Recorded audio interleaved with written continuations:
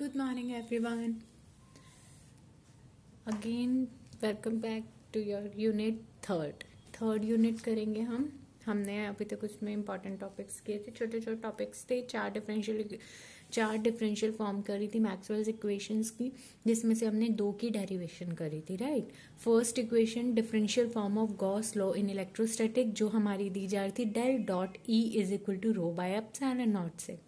Second equation differential form of Gauss law in magnetostatics, that is del dot B is equal to 0. Third one is differential form of Faraday's law of electromagnetic induction. Del cross E vector is equal to minus curly B vector by curly T. Fourth equation is del cross B vector is equal to mu naught J vector plus D curly D vector by curly T, जो कि हमें displacement से दी जा रही थी, ठीक है। Okay, now we will start our next topic. Our next topic name is displacement current. Displacement current, ठीक है। डिस्प्लेसमेंट करंट से आप क्या समझते हैं? It means displacement current in the gap between the condenser plates, ठीक है। सपोज हमारे पास कैपेसिटर की प्लेट्स है। एक कैपेसिटर की जो प्लेट होती है उसकी एक साइड पॉजिटिवली चार्ज होती है और दूसरी साइड नेगेटिवली चार्ज होती है, ठीक है। हमने बात करनी है डिस्प्लेसमेंट करंट की। तो डिस्प्लेसमेंट करंट का मतलब ये है कि कंडेंसर प्लेट्स के बीच में identical with the conduction current in the connecting wires जो करंट होगा उसे हम डिस्प्लेसमेंट करंट कह रहे हैं। लाइक दिस कि हमने यहाँ एसी सप्लाई लगा दी, ठीक है। ये हमारी क्या हो गई? कंडेंसर प्लेट्स हो गई in the gap between the displacement current in the gap between the condenser of the plates, ठीक है। तो ये क्या है? ये चार्ज फ्लो करेगा positive to negative charge flow करेगा सारा का सारा। तो these are known as displacement current. These are known as displacement current in the form of electric field,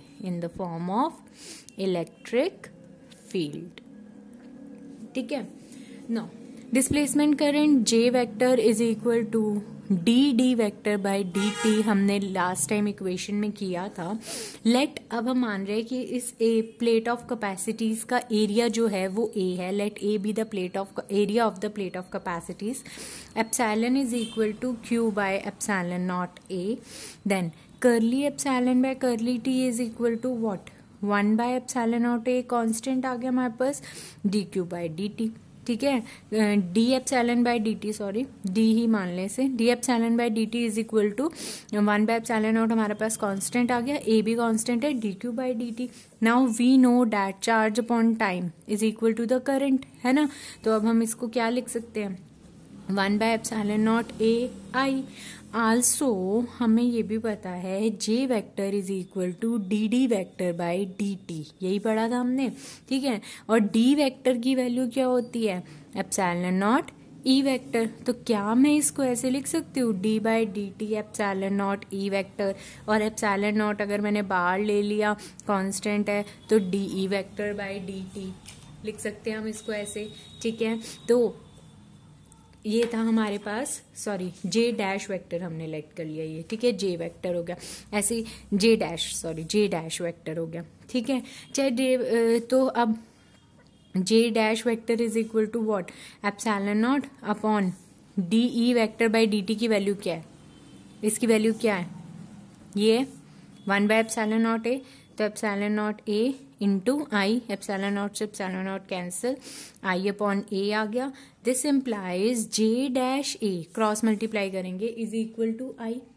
ये डिस्प्लेसमेंट करंट है हमारे पास, ठीक है। और ये कौन सा करंट है? ये हमारे पास है कंडक्शन करंट, ये कंडक्शन करंट है, ठीक है, ये वाला। और ये कौन सा है हमारे पास?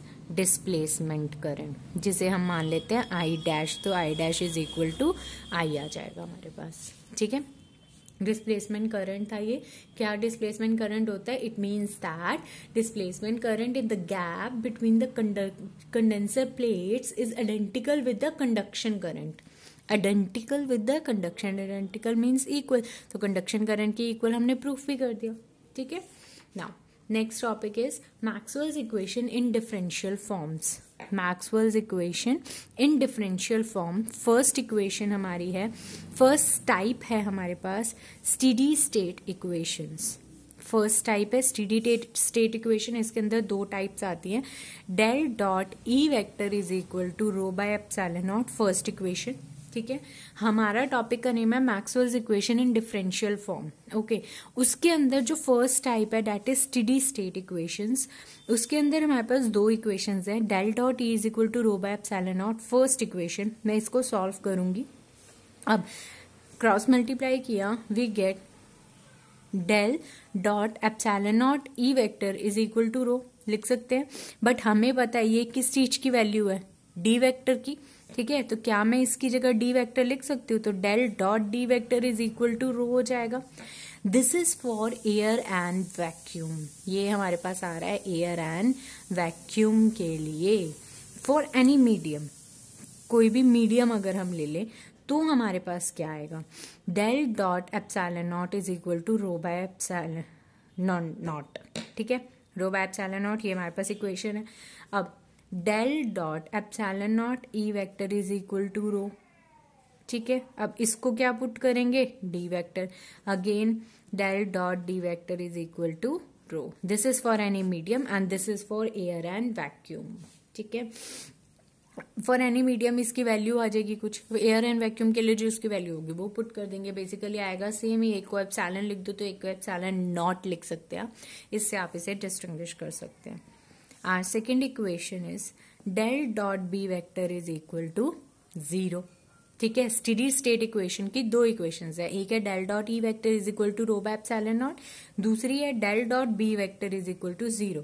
इससे प्रूव करेंगे। अब हमें पता है बी वेक्टर की वैल्यू होती है म्यू नॉट एच वेक्टर। ठीक है, तो क्या मैं इसको ऐसे लिख सकती हूँ, del dot mu naught H vector is equal to 0, या फिर म्यू नॉट बाहर आ गया कांस्टेंट में। ठीक है, और del dot H vector is equal to 0, mu naught तो 0 हो नहीं सकता। This implies del dot H vector is equal to 0, है ना। For any medium, for any medium B vector क्या हो जाएगा? Mu H vector. जैसे यहाँ म्यू नॉट और यहाँ म्यू एच ले लिया, ये आ गया किसी फ्री स्पेस और वैक्यूम के लिए, इसको म्यू एच लेके सॉल्व कर देंगे, सेम यही इक्वेशन हमारे पास आ जाएगी फॉर एनी मीडियम। ठीक है, del dot B vector is equal to 0, B vector की वैल्यू क्या है? म्यू नॉट एच वेक्टर, और म्यू नॉट एच वेक्टर को इसमें पुट कर दिया, म्यू नॉट को बाहर ले लिया, del dot H vector, mu naught तो 0 के इक्वल हो नहीं सकता, तो del dot H vector is equal to 0। तो फिर this is for air and vacuum. For any medium B vector को रख देंगे म्यू एच। तो यहाँ पे अगर मैं रखती हूँ del dot mu H vector is equal to 0, similarly mu को बाहर ले लिया, del dot H vector is equal to 0, mu can not be equal to 0, this implies del dot H vector is equal to 0। Okay, ये थी हमारे पास दो steady states equation. Okay, अब हम करेंगे टाइम डिपेंडेंट इक्वेशन, ये फर्स्ट टाइप थी।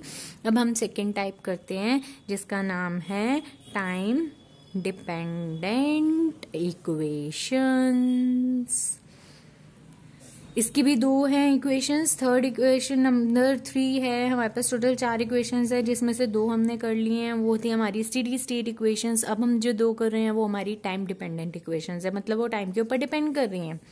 Del cross E vector is equal to minus curly by curly t B vector, है ना। मैं बी वेक्टर को लिख रही हूँ म्यू एच वेक्टर। ठीक है, क्योंकि बी वेक्टर की वैल्यू क्या होती है? Mu naught H vector. ठीक है ना, तो हम इसको ऐसे लिख सकते हैं, यस। नाउ म्यू नॉट बाहर आ जाएगा, कांस्टेंट है, curly H vector by curly T, बस इसको ऐसे ही सॉल्व करना था। This is for air and vacuum, and del cross E vector is equal to minus mu curly H vector by curly T, this is for any medium.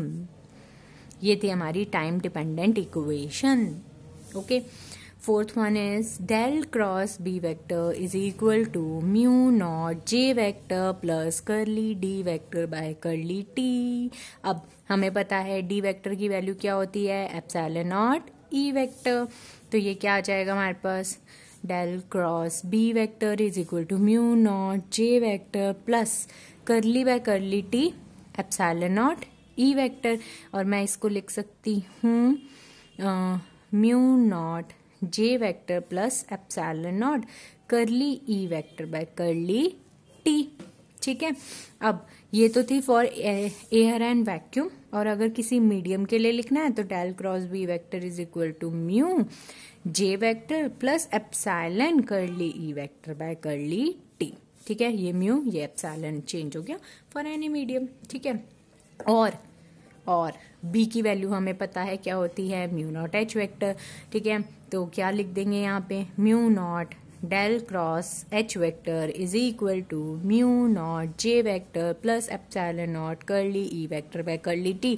This equation is for air and vacuum, mu naught से mu naught cancel, and for any medium, अगर किसी medium के लिए हमें equation लिखनी है तो क्या होगी, mu del cross H vector is equal to mu J vector plus epsilon curly E vector by curly T.